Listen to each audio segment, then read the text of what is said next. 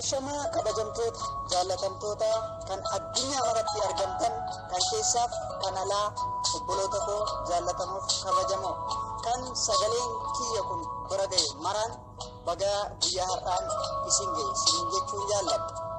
Ani nagaa kooti. Rabbiif haa galatu. Isinis nagaa akka taatan abdiin qaba. Fayyaa keessanii nagaa kiyyadha. Tole har'a tiyaansii maali yookaan immoo karoorri tiyaansii gara fuulduraatti qabu maali kan jedhu waliin ilaalla jechuudha. Ani turtii ji'a 8 tiyaansii keessatti dabarseera yookaan immoo tiyaansii duukaa turtii ji'a 8 dabarseen jira jechuudha. Akkuma kanallee waan naaf gale tokko aloota hubachuu danda'an, aloota waa hubachuu danda'an, aloota waa hubachuu danda'an, aloota waa dhaga'uu barbaadan waa himuun barbaada jechuudha. Kan sagalee koo dhaggeeffatu yaadaan dhaggeeffattee waa baay'ee irraa deebi'uu ni dandeessa jechuudha. Kan gara badisaatti qeeltee gara jireenyaatti, kan tiyaansiin si goyoomsuudhaaf yookaan harka isaa jala si gashachuudhaaf caafiirra kan geesse deebi'uu ni dandeessa jechuudha.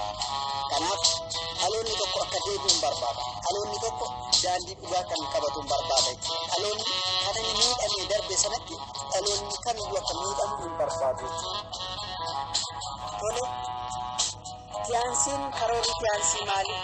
Tiyaansiin nama akkamii barbaada? Dhaloota akkamii barbaada? Kan jedhu waliin ilaalla jechuudha. Tiyaansiin kan inni barbaadu dhaloota ol adeemaa, dhaloota guddinarra jira, dhaloota jijjiirama barbaadan, fooniin hafuuraan ciccimoo warra ta'an, warra kaayyoo guddaa qaban, warra mul'ata guddaa qaban, kaayyoo isaanii gachisiisuudhaaf, mul'ata isaanii gachisiisuudhaaf isaan akkasii kana barbaada jechuudha. Kanaaf tiyaansiin karoorri tiyaansii inni jalqaba kallattiin inni itti isiniin dhufu nama sin beektaniin, nama sin hin beekne isinitti dhufa jechuudha. Toora FB'raan namoota isin hin beekne dhufanii sin dubbisu jechuudha. Sin dubbisu.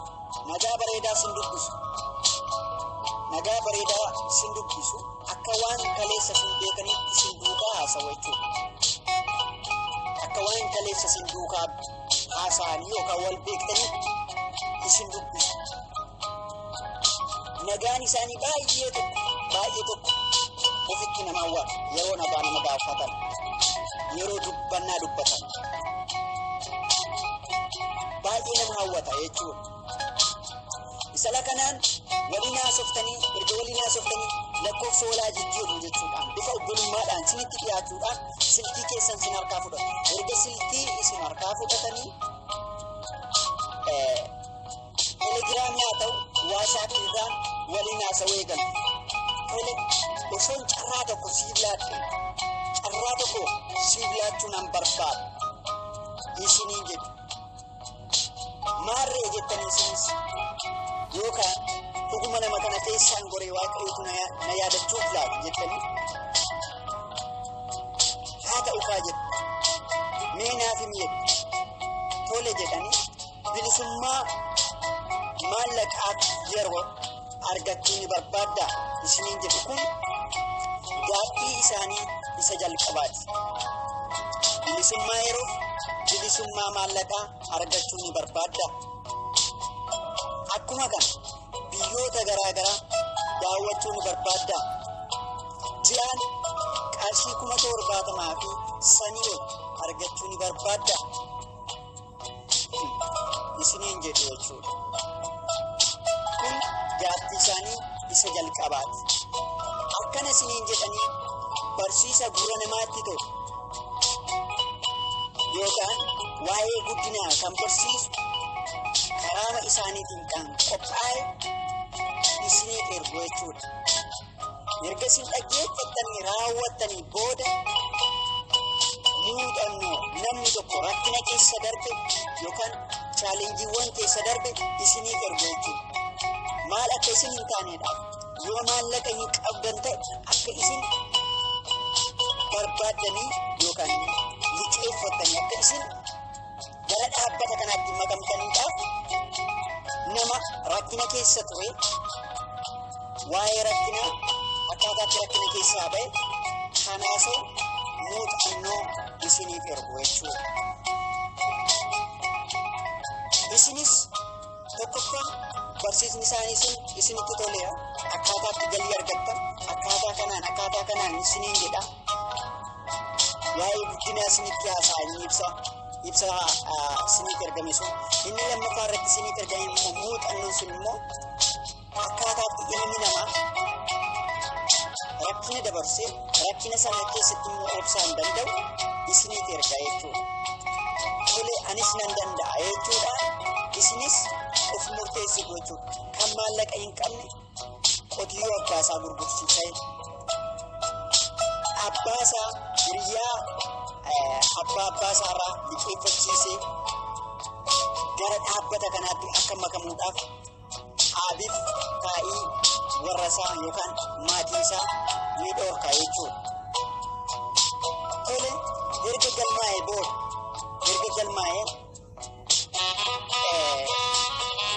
doolaara 270 doolaara 300 doolaara 500 doolaara 1000 erga galmaa'ee namni kun dhuguma isinitti himaa oddoo namni kun jiru maal akka fakkaatu hin beekamu. Tole dhaamsa laman qaba.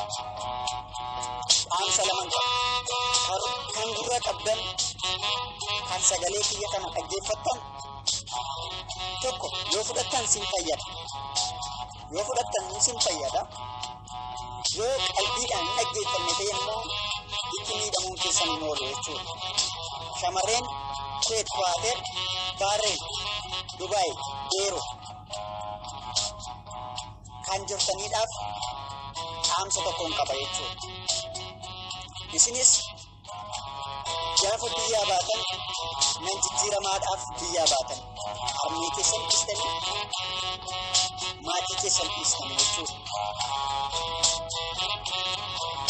Isinis kan jirtan gola ormaa keessa isiniitiin immoo akkana jedhu jechuudha. Gola ormaa keessaa ba'uu ni barbaaddaa? Ofii keetii gola arabaa keessaa baatee namoonni baay'een karaa keetiin akka gola arabaa keessaa ba'u gochuu ni barbaaddaa isiniin jedhanii gara keessan dhufu jechuudha. Obboloota koo warra shamarraniif jechaatiin jiraamma. Kan madaamiin kee sirattis ta'e yookaan immoo kan hojiin sitti ulfaate immoo eeyyenni jetta kan sitti hin ulfaannes eeyyenni jetta jechuudha. Maaliif jijjiirama kan barbaadamu silkii harka keerra jiruudhaan hojjettee galii dabalataa argachuu ni barbaadda yoo jedhan waanuma faayidaa guddaa tokko nuuf gashu nutti fakkaata jechuudha. Maaliif kaleessa gooyyomfamee dhufeeru kaleessa gooyyomfamee waan argeeruudhaaf jechuudha. Dhuguman isinitti hima jijjiiramni tiyaansiin qabu gara dukkanaatti geessuudha. Dhuguma tiyaansiin kan inni qabu maallaqa isiniif kaffala osoo hin taane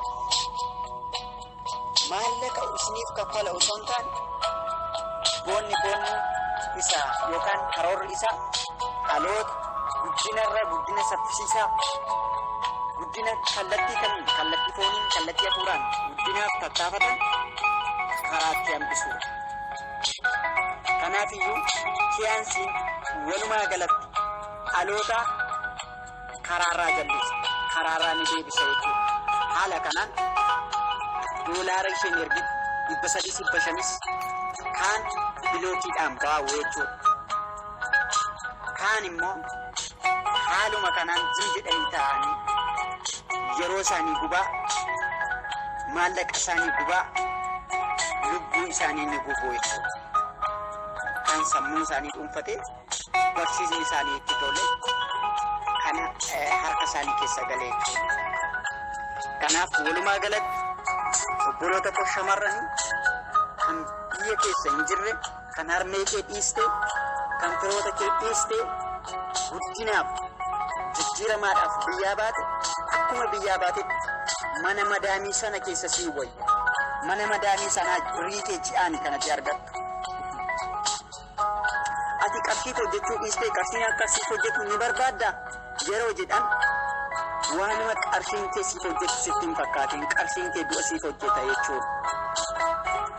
Qarshiin kee gara dukkanaatti si geessa obboleessi koo obboleessa koos ta'ee jechuudha. Kanaaf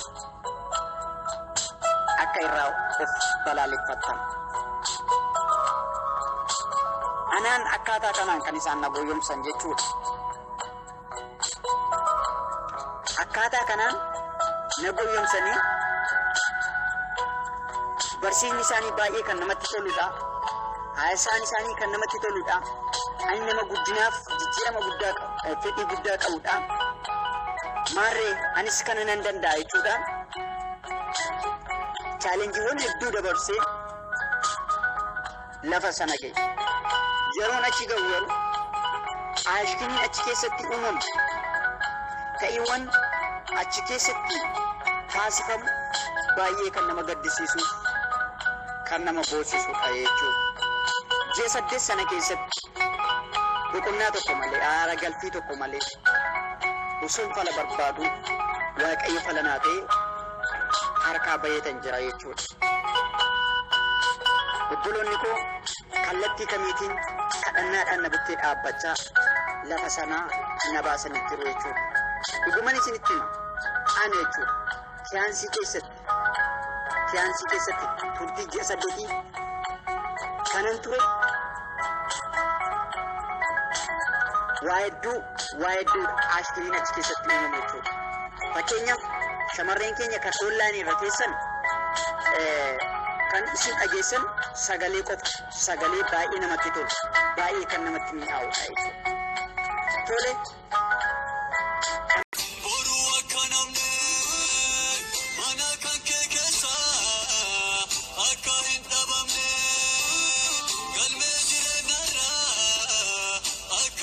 Come